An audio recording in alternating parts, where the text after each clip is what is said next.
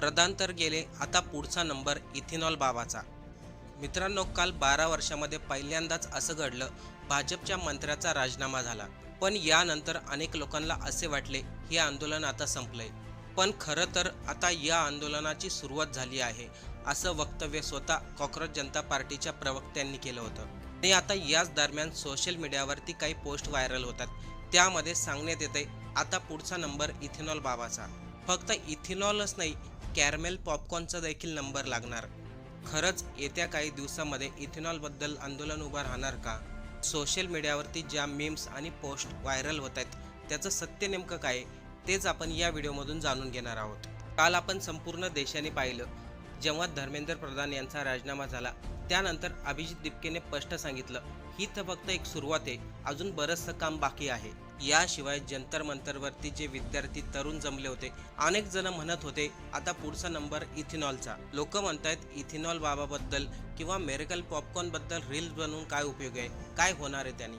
Reels viral झाल्यानंतर काय परिणाम झाला देशामध्ये, हे आपण सर्वांनीच पाहिलं. कालचं आंदोलन संपलंही नाही, तेच सोशल मीडियावरती नितीन गडकरी यांच्या इथेनॉलबद्दल आणि अर्थमंत्री निर्मला सीतारामन यांच्याबद्दल वेगवेगळ्या पोस्ट आणि रील्स व्हायरल होऊ लागल्यात. अनेक पोस्टमध्ये असं देखील लिहिलंय, आता पुढचा नंबर या दोघांचा. खरंच या मुद्द्यासाठी कोणी आंदोलनाची घोषणा केली आहे का? आणि जर घोषणा केली असेल तर किती तारखेला हे आंदोलन होणार आहे? या सर्वांचं सत्य नेमकं काय आहे, आता सर्वांनी लक्ष देऊन ऐका, कारण की प्रत्येक एक मुद्दा इथे महत्त्वाचा आहे. काल दिल्लीच्या जंतर मंतरवरती अनेक विद्यार्थी तरुण म्हणत होते, ही गोष्ट आता फक्त धर्मेंद्र प्रधान यांच्या राजीनाम्यापर्यंत थांबायला नको. लोकांचं म्हणणं होतं, या सरकारने आपल्यावरती वेगवेगळ्या पद्धतीने चार्जेस लावलेत. यामध्ये पहिला मुद्दा होता, अर्थ मंत्रालयाने आपल्यावरती लावलेले वेगवेगळे कर.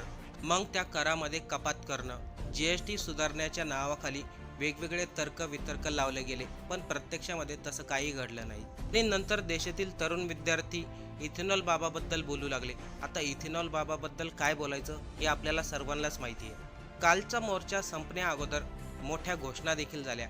धर्मेंद्र प्रधान तर झाकी है, इथेनॉल बाबा अभी बाकी है.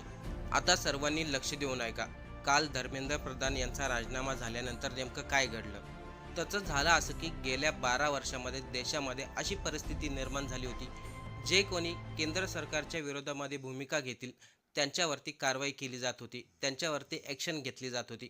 पण यावेळेस असे तरुण विद्यार्थी रस्त्यावरती उतरले, आपल्यावरती हे केंद्र सरकार कारवाई करेल याची त्यांना कोणतीही भीती नव्हती. आणि त्याचा परिणाम काय झालाय हे संपूर्ण देशाने पाहिलं. त्यांच्या आंदोलनाला एवढा मोठा प्रतिसाद मिळाला की आजपर्यंत कोणत्याही आंदोलनाला एवढा मोठा प्रतिसाद मिळाला नव्हता. याच्यानंतर परिणाम स्पष्ट दिसू लागले. देशामधील नागरिकांमध्ये, विद्यार्थ्यांमध्ये, तरुणांमध्ये जी सरकारच्या विरोधामध्ये भीती होती, ती आता भीती पूर्ण नाहीशी झाली आहे, असं लोक प्रत्यक्षात सांगत आहेत. ते म्हणत होते, आम्ही सरकारच्या विरोधामध्ये बोलायला घाबरत होतो, कारण की आम्हाला भीती होती, हे सरकार आमच्यावरती ॲक्शन घेईल. पण या आंदोलनानंतर प्रत्येकाच्या मनामधील भीती निघून गेली आहे. भाजपचे वरिष्ठ नेते राजनाथ सिंग स्वतः म्हणाले होते, भैया यहाँ मंत्रियों के इस्तीफे नहीं होते, ये भाजप की सरकार आहे.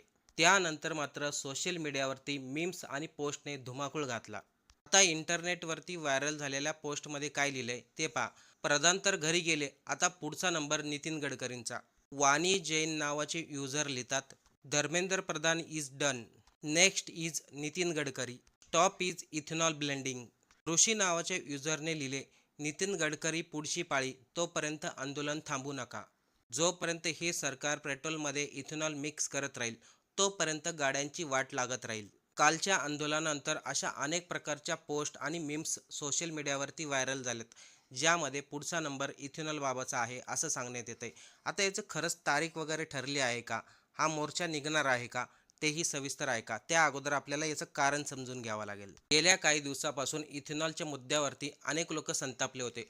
लोक म्हणत होते, आमच्या गाड्या खराब झाल्यात, आमच्या गाड्याचे ॲव्हरेज कमी झालेत, इंजनमध्ये बिघाड झालाय. लोक म्हणतात, हे इथेनॉल बंद करून टाका, आम्हाला प्युअर पेट्रोल द्या. कारण की स्वतः गडकरी साहेब म्हणाले होते, जेव्हा इथेनॉल मिक्स पेट्रोल येईल तेव्हा पेट्रोल 50 रुपये लिटर होईल. पण प्रत्यक्षात इथेनॉल मिक्स पेट्रोल आलं, पण पेट्रोलच्या किमती काही कमी झाल्या नाही. लोक म्हणतात, आज आम्ही जे पेट्रोल घेतो त्यामध्ये 20% इथेनॉल आहे. आणि हे गडकरीच म्हणाले होते, जेव्हा इथेनॉल मिक्स होईल तेव्हा पेट्रोलच्या किमती कमी होईल, पण किमती कमी होण्याऐवजी दुप्पट वाढत गेल्यात. यावरती गडकरी यांनी पत्रकार महिलेला सांगितलं होतं, इथेनॉलमुळे कोणतीही गाडी खराब झालेली नाही, कोणत्याही गाडीचं ॲव्हरेज कमी झालेलं नाही. सोशल मीडियावरती जे काही दावे केले जातात ते संपूर्ण खोटे आहेत. फक्त मला बदनाम करण्यासाठी हे सर्व रील्स बनवत आहेत, हे दावे केले जात आहेत. मला एक तरी अशी गाडी दाखवा जी इथेनॉलमुळे खराब झाली आहे. याशिवाय गडकरींनी त्या मुलाखतीमध्ये हे देखील सांगितलं, माझ्या मुलाचा यामध्ये काही संबंध नाही. माझ्या मुलांची इथेनॉल कंपनी नाहीये, फक्त 10% आमच्या इथे इथेनॉल तयार होतं. पुढे गडकरी हे देखील म्हणाले होते, इथून पुढे जर मला कोणी बदनाम केलं, माझ्या कुटुंबाला कोणी बदनाम केलं तर मी त्याच्या विरुद्ध ॲक्शन घेईल. यानंतर सोशल मीडियावरती लोक चांगलेच संतापले होते. लोक म्हणू लागले, आमच्या गाड्या खराब करतात आणि तुम्ही आमच्यावरच ॲक्शन घेणार, ही कोणती पद्धत? यामध्ये आपल्याला तहसील पुनावाला आपल्याला सर्वांना माहीत असेल, त्यांनी डायरेक्ट सोशल मीडियावरती व्हिडिओ शेअर केला होता. त्यांनी स्पष्ट शब्दात सांगितलं, नितीन गडकरी यांनी देशाला खोटं सांगितलं, इथेनॉलमुळे गाड्या खराब होत आहेत. माझ्याकडे भरपूर पुरावे आहेत. लोकांना वेड्यात काढून लुटलं जात आहे.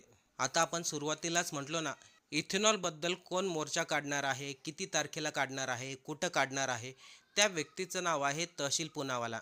31 जुलैला हा मार्च निघणार आहे. यामध्ये विशेष गोष्ट म्हणजे ज्या ठिकाणी विद्यार्थ्यांचं तरुणांचं आंदोलन झालं, त्याच दिल्लीच्या जंतर मंतर ठिकाणावरून काही अंतरावरती असलेलं पार्लिमेंट स्ट्रीट या ठिकाणी गाडी मोर्चा काढण्यात येणार आहे.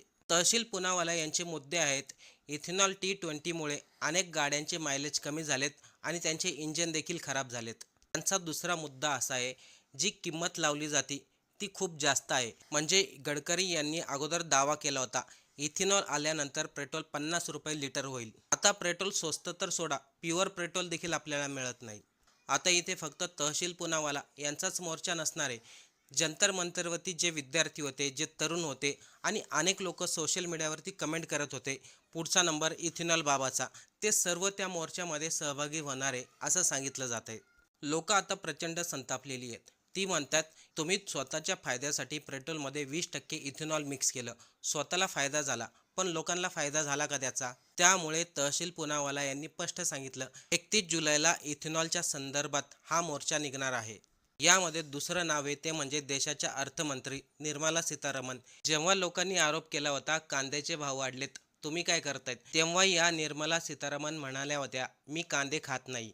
त्याशिवाय त्यांना विचारलं गेलं रुपया कसा घसरतो, यावरती त्यांनी स्पष्ट उत्तर दिलंच नाही. जेव्हा निर्मला यांना देशातील अर्थव्यवस्थेवरती प्रश्न विचारले गेले, तेव्हा ते म्हणतात देशामध्ये पेपर लीक होत आहेत, विद्यार्थ्यांचं खूप नुकसान झालंय, याचं आम्हाला दुःख आहे. पण त्यांच्या या धोरणामुळे देशातील श्रीमंत माणूस आणखीन श्रीमंत होत गेला, गरीब माणूस आणखीन गरीब होत गेला.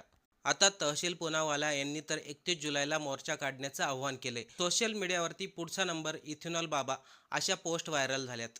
आता 31 जुलैला जो काही मोर्चा निघणार आहे त्यामध्ये काय होईल हे पाहण्यासारखं असेल.